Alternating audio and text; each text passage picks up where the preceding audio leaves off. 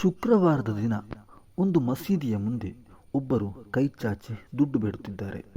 ಅದೂ ಅಲ್ಲದೆ ಆ ಮಸೀದಿಗೆ ಒಂದು ಲೆಟರನ್ನು ಕೊಟ್ಟಿದ್ದಾರೆ ಸಹಾಯ ಮಾಡಲು. ಇವರು ಯಾಕಾಗಿ ಮಸೀದಿಯ ಹೊರಗೆ ನಿಂತು ಕೈಚಾಚಿ ಜನರೊಂದಿಗೆ ಭಿಕ್ಷೆ ಬೇಡುವುದು ಗೊತ್ತಾ? ತನ್ನ ಮಗಳ ಮದುವೆ ಮಾಡಿಸಲು ಬೇಕಾಗಿ ಮಾತ್ರ ಈ ತಂದೆ ಭಿಕ್ಷೆ ಬೇಡುತ್ತಿದ್ದಾರೆ. ಈ ಹೆಣ್ಣಿನ ತಂದೆ ಈ ರೀತಿ ಮದುವೆ ಮಾಡಿಸಲು ಭಿಕ್ಷೆ ಬೇಡಲು ಕಾರಣ ಯಾರು ಗೊತ್ತಾ? ಅದು ಬೇರೆ ಯಾರೂ ಅಲ್ಲ, ಈ ತಂದೆಯ ಮಗಳ ಮದುವೆಯಾಗುವ ಗಂಡ. ತನ್ನ ಮಗಳ ಗಂಡನಾಗಿದ್ದಾನೆ ಈ ತಂದೆ ಭಿಕ್ಷೆ ಬೇಡಲು ಕಾರಣ. ಅದು ಹೇಗೆ ಅಂತ ನಾನು ಹೇಳುತ್ತೇನೆ, ವಿಡಿಯೋ ಸ್ಕಿಪ್ ಮಾಡದೆ ನೋಡಿ. ಅದೇ ರೀತಿ ಸಾಧ್ಯವಾದಷ್ಟು ಎಲ್ಲರಿಗೂ ಈ ವಿಡಿಯೋ ಕಳುಹಿಸಿರಿ. ತನ್ನ ಸ್ವಂತ ಮಗಳ ಗಂಡ ಈ ತಂದೆ ಭಿಕ್ಷೆ ಬೇಡಲು ಕಾರಣ ಹೇಗೆ ಆದ ಗೊತ್ತಾ? ಹೇಳ್ತೇನೆ ಕೇಳಿ. ಈ ತಂದೆ ತನ್ನ ಕೈಯಲ್ಲಿ ಸ್ವಲ್ಪ ಕೂಡಿಟ್ಟ ಹಣ, ಅದೇ ರೀತಿ ಇವರ ಜಮಾಅತಿನವರು ಕೊಟ್ಟ ಸಹಾಯಧನ, ಅದೇ ರೀತಿ ಕುಟುಂಬಸ್ಥರು, ಸ್ನೇಹಿತರು, ಪರ ಊರ ದಾನಿಗಳು ನೀಡಿದ ಹಣದಿಂದ ಸಿಂಪಲ್ ಆಗಿ ಮದುವೆ ಮಾಡಿಸಲು ಸಾಧ್ಯವಿತ್ತು. ಆದರೆ ಮದುವೆಯಾಗುವ ಗಂಡು ಅಂತ ಹೇಳುವ ಈ ವ್ಯಕ್ತಿ ಈ ತಂದೆಯಲ್ಲಿ ಒಂದು ಡಿಮ್ಯಾಂಡ್ ಇಡುತ್ತಾನೆ. ನಿಮ್ಮ ಮಗಳನ್ನು ಮದುವೆಯಾಗಬೇಕಾದರೆ ನೀವು ನನಗೆ ವರದಕ್ಷಿಣೆ ಕೊಡಬೇಕು. 20 ಪವನ್ ಚಿನ್ನ, 5 ಲಕ್ಷ ದುಡ್ಡು.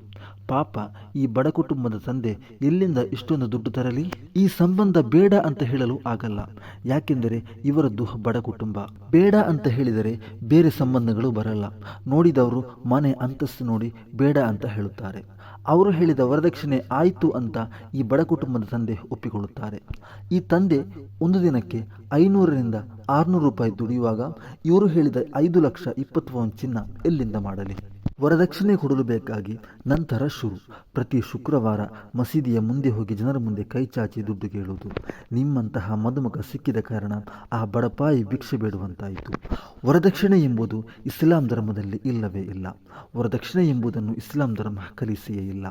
ಎಲ್ಲಿಂದ ಸಿಕ್ಕಿತು ಈ ಅನಾಚಾರ? ಇವನ ಕೈಯಲ್ಲಿ ಮದುವೆ ಆಗಲು ನಯಾ ಪೈಸೆ ಇಲ್ಲ. ಹಾಗಾಗಿ ಹೆಣ್ಣಿನ ಮನೆಯಿಂದ ದುಡ್ಡನ್ನು ಪಡೆದು ಮದುವೆ ಆಗುತ್ತಿದ್ದಾನೆ.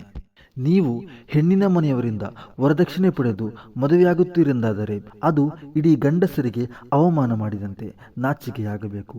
ಹೆಣ್ಣಿನ ತಂದೆಯನ್ನು ಮಸೀದಿಯ ಮುಂದೆ ಭಿಕ್ಷುಕರಂತೆ ಕೂರಿಸಿ ಅವರು ಜನರ ಮುಂದೆ ಕೈಚಾಚಿ ಬೇಡಿಕೊಟ್ಟ ವರದಕ್ಷಿಣೆ ಎಂಬ ಹಣವನ್ನು ಪಡೆಯಲು ನಿಮಗೆ ನಾಚಿಕೆಯಾಗಬೇಕು. ವರದಕ್ಷಿಣೆಯ ವಿರುದ್ಧ ಪ್ರತಿ ಜಮಾತಿನಲ್ಲೂ ಕಟ್ಟುನಿಟ್ಟಿನ ಆದೇಶ ಜಾರಿಗೊಳಿಸಬೇಕು. ವರದಕ್ಷಿಣೆ ಎಂಬುದು ಈ ಸಮುದಾಯಕ್ಕೆ ಬಂದಂತಹ ಮಾರಕ ವೈರಸ್ ಆಗಿದೆ. ಅದೆಷ್ಟೋ ತಂದೆಯಂದಿರು ವರದಕ್ಷಿಣೆ ಕೊಡಲು ದುಡ್ಡಿಲ್ಲದೆ ಪ್ರತಿ ಮನೆಗೆ ಮಸೀದಿಯಿಂದ ಕೊಟ್ಟ ಲೆಟರ್ ಹಿಡಿದು ಅಲೆದಾಡುತ್ತಿದ್ದಾರೆ. ಪ್ರೀತಿಯ ಯುವಕರೇ, ಅರ್ಥ ಮಾಡಿರಿ. ನೀವು ಮದುವೆಯಾಗುವ ಹೆಣ್ಣಿನ ತಂದೆಯನ್ನು ವರದಕ್ಷಿಣೆ ಎಂಬ ಮಾರಕ ಇಂಜೆಕ್ಷನ್ ಕೊಟ್ಟು ಅವರಿಗೆ ಚಿತ್ರಹಿಂಸೆ ಕೊಡಬೇಡಿ. ಆ ಬಡ ಕುಟುಂಬದ ತಂದೆ ಎಲ್ಲಿಂದ ಇಷ್ಟು ದೊಡ್ಡ ಮೊತ್ತ ರೆಡಿ ಮಾಡಲಿ ಎಂದಾದರೂ ಆಲೋಚಿಸಿದ್ದೀರಾ? ವರದಕ್ಷಿಣೆ ಪಡೆಯುವ ಮದುವೆಗೆ ಮಸೀದಿಯಿಂದ ಉಸ್ತಾದರನ್ನು ನಿಕ್ಕಾಹಾಗಿ ಕಳುಹಿಸಬಾರದು ಎಂಬ ನಿಯಮ ಪ್ರತಿ ಜಮಾತಿನಲ್ಲಿ ಬಂದರೆ ಇಂತಹ ಕೃತ್ಯ ನಿಲ್ಲಬಹುದು. ವರದಕ್ಷಿಣೆ ಪೂರ್ತಿಯಾಗಿ ಕೊಡದ ಕಾರಣ ಮದುವೆಯಾದ ನಂತರ ಆ ಹೆಣ್ಣು ಮಗುವಿಗೆ ಚಿತ್ರಹಿಂಸೆ ಕೊಟ್ಟು ಕೊನೆಗೆ ಇವರ ಚಿತ್ರಹಿಂಸೆ ತಾಳಲಾರದೆ ಆ ಹೆಣ್ಣು ಆತ್ಮಹತ್ಯೆ ಮಾಡಿದ ಅದೆಷ್ಟು ನೂರಾರು ಪ್ರಕರಣಗಳು ನಮ್ಮ ಭಾರತ ದೇಶದಲ್ಲಿ ನಡೆದಿದೆ. ನಮ್ಮ ಮಂಗಳೂರಿನಲ್ಲಿ ಕೂಡ ವರದಕ್ಷಿಣೆ ಪಡೆದು ಮದುವೆಯಾಗುವ ಅದೆಷ್ಟೋ ಯುವಕರು ಈಗಲೂ ಇದ್ದಾರೆ. ನನ್ನ ಪ್ರೀತಿಯ ಕಂಟೆಂಟ್ ಕ್ರಿಯೇಟರ್ಸ್ನವರಲ್ಲಿ ಒಂದು ವಿನಂತಿ, ದಯವಿಟ್ಟು ವರದಕ್ಷಿಣೆಯ ಬಗ್ಗೆ ಸಾಧ್ಯವಾದಷ್ಟು ವಿಡಿಯೋ ಮಾಡಿ ಹಾಕಿ.